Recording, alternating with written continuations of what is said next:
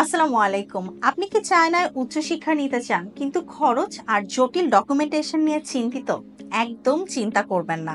আমরা go abroad Nexus আছি আপনাদের পাশে।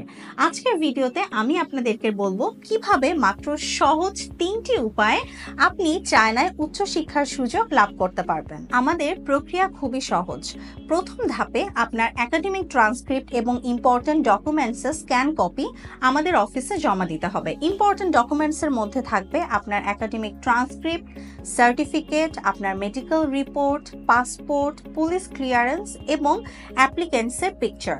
এই সব কিছু আপনার ডকুমেন্টসগুলো আমাদের দক্ষ টিম যাচাই করে আপনার জন্য উপযুক্ত স্কলারশিপ নিশ্চিত করতে সহযোগিতা করবে। আপনার রেজাল্টের উপর ভিত্তি করে আপনি পেতে পারেন 100% ফ্রি স্কলারশিপ।